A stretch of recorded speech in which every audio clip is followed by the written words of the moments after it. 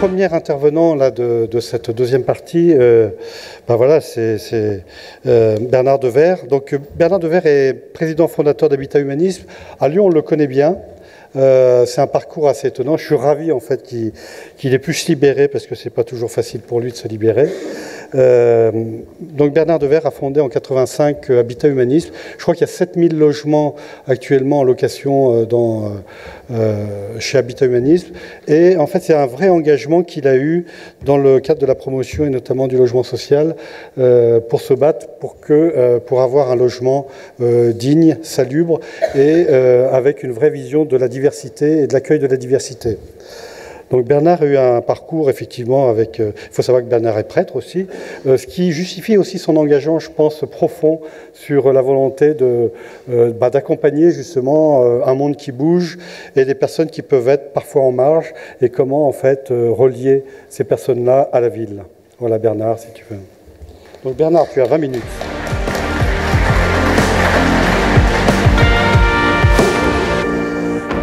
Je respecterai ces 20 minutes. Oui, très bien. Bien, permettez-moi d'abord de vous adresser un salut très cordial et vous remerciant pour votre invitation. La métamorphose, elle est bien au cœur précisément de l'action d'Habitat Humanisme. Donc Thierry a évoqué un peu le départ de cette association en 1985 et finalement elle repose sur deux intuitions. Ces intuitions sont toujours d'actualité et vous les avez d'ailleurs un petit peu évoquées, donc elles rejoignent un peu les engagements de la ville et de la métropole. Engagement en fait par rapport à une réconciliation de l'humain et de l'urbain et en fait aussi comment nous pouvons parvenir pour construire à réconcilier l'économique et le social pour parvenir à un logement qui soit abordable pour tous. Il y a ici dans cette salle des hommes et des femmes qui accompagnent ce mouvement et sans lesquels d'ailleurs Habitat Humanisme n'existerait pas, en tout cas n'aurait pas le visage qui est actuellement en fait le sien. La métamorphose, alors je ne vais pas faire ici de la théologie, mais en fait c'est métanoïa, et donc c'est en fait aussi cette approche où l'homme découvre qu'il est appelé à être plus grand qu'il ne le pense, et cette grandeur, elle est en lui-même. C'est dire que finalement, la métamorphose, c'est toujours une invitation à aller plus loin, et quand on va plus loin, eh bien on prend des risques, et les risques, ça nous fragilise. Mais heureuse fragilité, c'est celle qui est soulignée aussi par Paul Ricoeur, qui dit que l'objet de la responsabilité, et c'est bien ce qui nous réunit aussi ce matin et au cours de ces entretiens, c'est le fragile, parce que le fragile est confié à notre garde, il est confié à notre soin. Ce temps de l'approche de la fragilité, c'est aussi ce moment à partir duquel finalement on perd un peu, j'allais dire heureusement, on perd un peu de nos certitudes pour s'éveiller vers une plus grande conviction. Et cette conviction qui habite notre mouvement est inscrite dans le nom même, l'humanisme. Alors je vais prendre deux opérations très concrètes de métamorphose. C'est une opération qui a été conduite et qui vient de se terminer il y a 3 ans, par rapport à des populations extrêmement fragilisées, puisqu'en fait, elles habitaient des bidonvilles, 185 personnes, 100 gosses, qui vivaient depuis des années dans des bidonvilles. Donc là, il y a eu une prise de conscience, à la fois de la métropole, de la ville, et puis de l'État, dire comment on peut faire en sorte que ces personnes, que ces gosses, vous savez, le drame aussi du logement, c'est un drame qui a une vraie violence. Je crois que le logement tue, on vient de le voir à Marseille, mais il tue 2 fois, il tue aussi à travers en fait les morts de la rue, et il tue aussi sur un plan psychologique, sur un plan moral, lorsque des personnes pensent qu'elles n'auront jamais d'avenir. Et c'est une double peine pour des enfants, lorsque le présent est difficile et que leur avenir est compromis. C'est dire aussi l'importance que nous avons à vivre des métamorphoses pour que ce logement soit un logement véritablement pour tous, marquant une attention aux personnes en grande fragilité.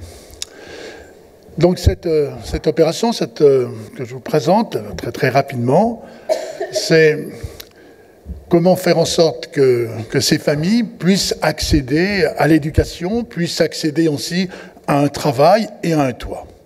C'était difficile parce que dans un premier temps, aucune école ne voulait accueillir ces enfants. Ils étaient trop en retard sur le plan de la scolarité, et puis finalement trop en situation de rupture sociale. Et finalement, il y a eu des professeurs, donc on a créé 2 hébergements sur 2 quartiers, donc du provisoire, naturellement du provisoire, mais ils sont passés de bidonvilles à des abris qui étaient en fait confortables. Ils étaient rentrés un 23 décembre. Et je me rappelle de ce gamin. Pour moi, ça sera en fait un moment très très fort dans ma vie d'homme, dans ma vie de prêtre. Et il me dit en fait, incroyable, j'ai pu prendre une douche avec de l'eau chaude. Voilà. Pour lui, il avait 7 ans et jamais il a pu prendre cette douche.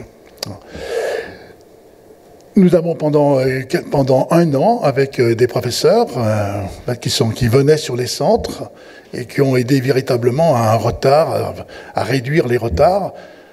Et puis, on a aussi fait une formation par rapport aux parents. Et progressivement, finalement, d'abord, les regards ont changé.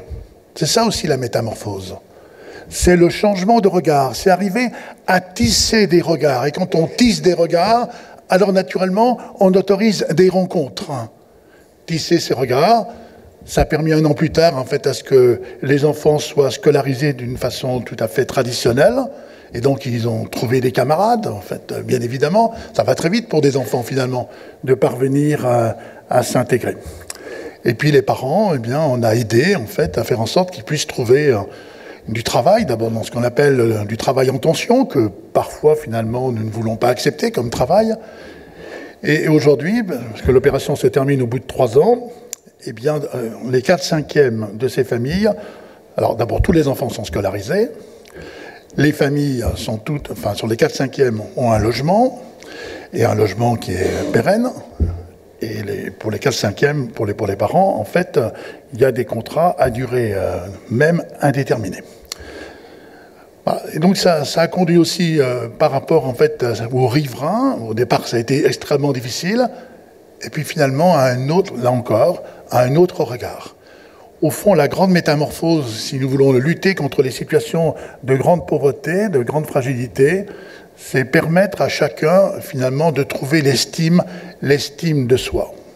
J'aime bien dire, vous parliez ce matin que l'accompagnement, ce n'était pas simplement un accompagnement, mais c'était véritablement aussi un accompagnement à la métamorphose. C'est donc aussi de parvenir à réveiller des talents. Deuxième opération, alors je vais en parler d'autant plus facilement et un peu sous l'autorité aussi de Thierry Roche, parce qu'il a largement participé en fait à cette opération. Je pense aussi à Sabine Bonnet du groupe OGIC. Donc sont les prisons de Lyon. Les anciennes prisons de Lyon, qui sont à 1 kilomètre d'ici, sous la gare de Perrache. Donc en fait, on est au cœur de la cité. Alors ces prisons étaient dans un état absolument lamentable. Heureusement, en fait, l'État, après bien des années, a pris une décision en fait de les reconstruire. Et s'est posé alors la question, ça représente 60 000 mètres carrés. Qu'est-ce qu'on fait de ces prisons? Donc il y a eu un concours qui a été lancé par l'État, parce que ça appartenait en fait à l'État, les bâtiments.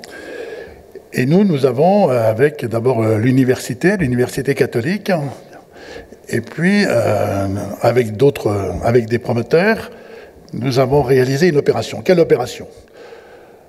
Finalement, sur un campus, on nous a dit, vous ne voudriez pas faire des logements pour étudiants. Bon, finalement, des logements pour étudiants, il y en a bien d'autres qui savent mieux faire que nous, qui ont une expérience.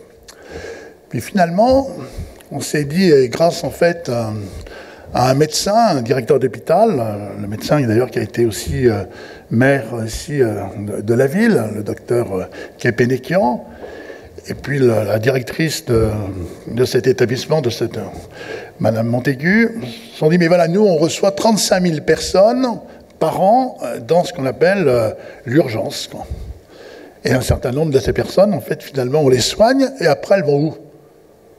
Il y en a qui connaissaient la rue. Soigner, et finalement ne pas prendre le soin jusqu'au bout pour pouvoir permettre aux personnes d'avoir un toit et un toit décent, c'est une rupture des soins, une rupture de la chaîne des soins. Alors finalement, on s'est dit, mais là, il y a une vraie métamorphose à vivre, un vrai changement à opérer. Et c'était d'inviter des étudiants à dire, voilà, on va vous accueillir dans ces logements, et on va vous demander, en fait, prendre soin, en fait, de ces personnes. Naturellement, ils ne sont pas des soignants. Donc, en fait, ainsi, il y a ce qu'on appelle l'hospitalisation à domicile. Et je sais qu'en fait, vous êtes très en avance, en fait, sur les questions, en fait, au Québec, sur ces questions, en fait, de l'avancée des soins. Et ça fonctionnait. Ça fonctionnait au point qu'en fait, on voit des étudiants qui se sont dit, mais là, nous, on était là, on faisait des études, mais en fait, finalement, on faisait des études de sociaux, on faisait des études de philo, d'histoire, de géographie. Mais là, on a trouvé un sens, finalement, à nos études et à nos engagements. Et vous savez, quand on dit à des jeunes, en fait, aussi, mais on a besoin de vous.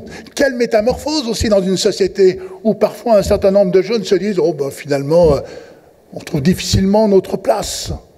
Et là, l'opération, elle a été possible que parce que ces étudiants ont accepté, en fait, de s'investir.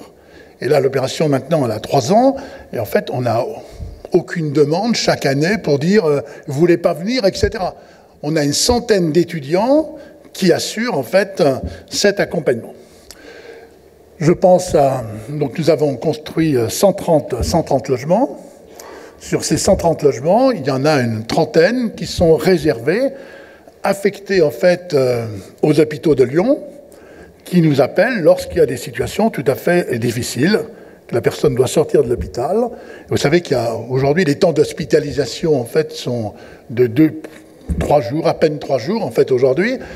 Et donc, toute la question, c'est, après, il faut qu'il y ait ce qu'on appelle l'hospitalisation à domicile, qui est d'ailleurs extrêmement bien faite, mais pour qu'elle se réalise, encore faut-il un logement, non seulement un logement décent, mais aussi le fait que la personne ne reste pas seule.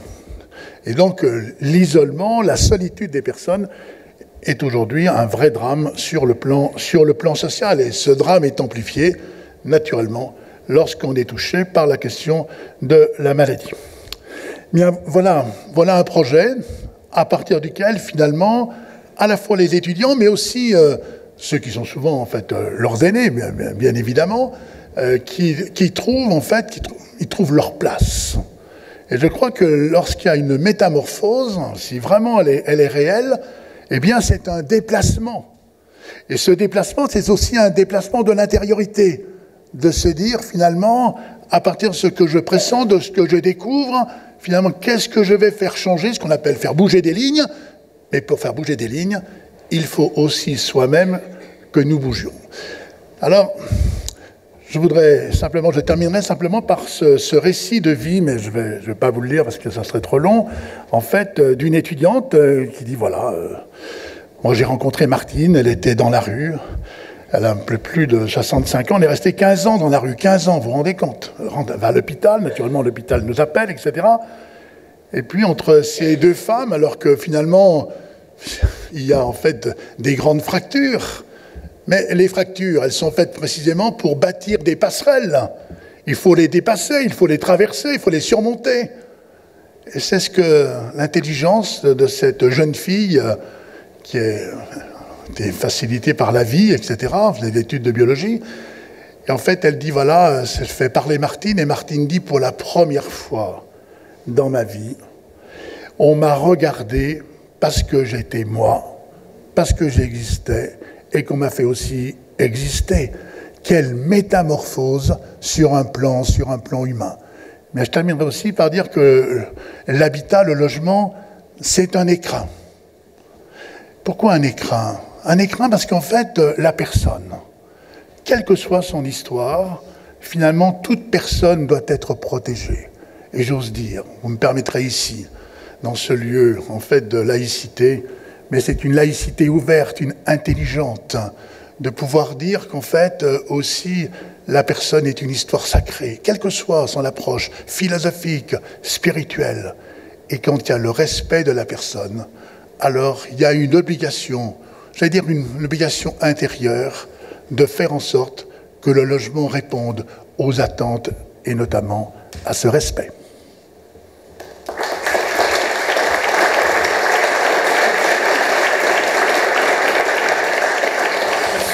Les relations entre Habitat Humanisme et la ville de Lyon, justement, dans les opérations, est-ce qu'on vient chercher Habitat Humanisme? Alors, Habitat Humanisme, si on était isolé, finalement, on ne ferait rien, quoi. Je veux dire, en fait, à un moment, donc, il y a vraiment des questions. D'abord, il y a les problèmes économiques.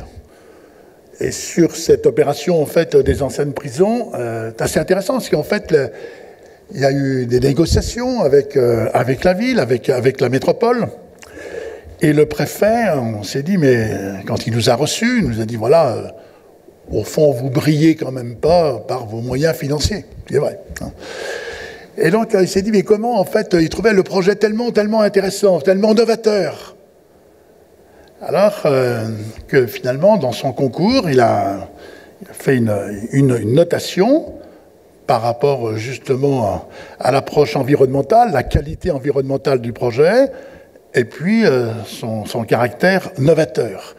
Et comme les notes étaient assez fortes par rapport à ces deux aspects, finalement, ce n'est pas la question du prix qui l'a emporté, mais bien précisément ce projet qui est un projet d'avenir. Ce projet est d'autant plus d'avenir que on sait qu'aujourd'hui, l'hôpital est aussi un peu malade, en fait, et qu'eux-mêmes, les hospitaliers, disent « mais comment on va faire ?» Parce qu'en fait, on a des plateaux techniques qui sont tout à fait intéressants, mais dans le même temps, si derrière, il n'y a pas d'accompagnement, il n'y a pas de suivi, comment on peut faire ça? Ça embolise, naturellement, les lits d'hôpitaux. Donc, en fait, il y avait l'intérêt, à la fois sur un plan national, sur le plan, en fait, de l'approche des soins, et puis par rapport aux étudiants, parce qu'en fait, on oublie de dire parfois qu'en fait, il y a un certain nombre de suicides parmi les étudiants, hein, des gens qui désespèrent, et là, finalement, ils sont tellement engagés dans un projet d'humanité que aussi, finalement, ce projet-là les aide à se construire, pas simplement à travers des études, mais aussi à partir de ce qu'ils découvrent. Alors, cette belle opération, finalement, c'est une opération qui n'est pas celle d'Habitat Humanisme, hein, pas seulement d'Habitat Humanisme. Habitat Humanisme y a participé, mais sans le concours, en fait, de GIC aussi, enfin, le concours des urbanistes, le concours des politiques et de l'État, finalement, l'opération n'aurait pas pu, en fait, aboutir. Donc on voit combien, finalement, je crois qu'on ne fait pas de... La métamorphose, je ne suis pas sûr qu'on puisse la réaliser tout seul. Cette métamorphose, on la vit d'une manière un peu intuitive, en sentant bien ce qu'il faut faire bouger, mais ensuite, naturellement, il faut rapprocher, il faut créer des synergies, il faut créer un enthousiasme, et c'est fort de cet enthousiasme alors que des choses bougent.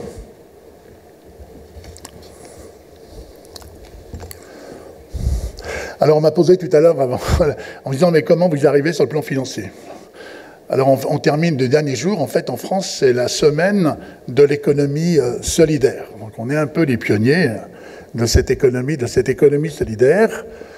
C'est-à-dire on a créé une foncière, même peu importe le nombre de foncières, mais une foncière qui s'appelle Habitat Humanisme, et on invite les gens finalement à souscrire, pas à donner, mais à participer à un acte économique. Et on voit que les choses avancent quand même.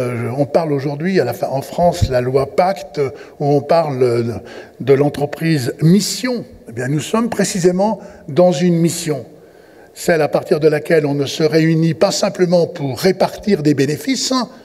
Il ne s'agit pas non plus de faire des déficits, mais précisément ces bénéfices, ils doivent être mis à disposition, ils doivent faire reculer des situations déshumanisantes.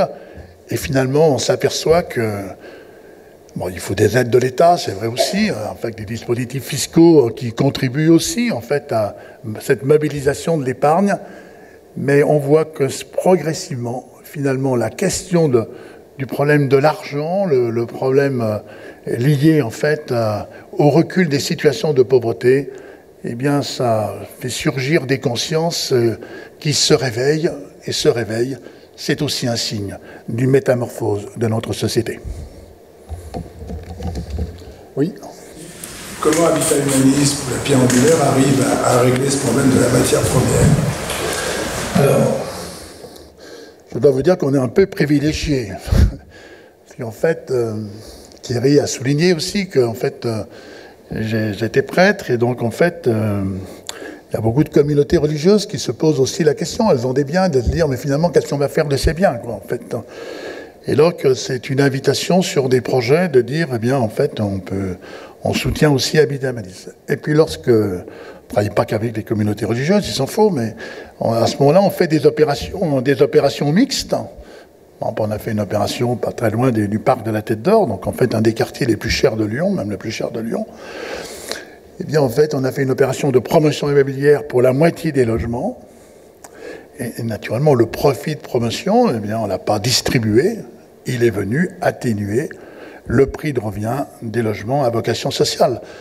Et c'est une opération qui est bien réussie, parce qu'en fait, on a eu aussi le soutien de l'Éducation nationale, avec un grand lycée français, qui est le lycée du parc de la Tête d'Or, le lycée du parc. Et en fait, le proviseur dit, mais en fait, voilà, j'ai 1 millier d'élèves, mais pratiquement, j'en ai pratiquement peu, en fait, issus de milieux très en difficulté.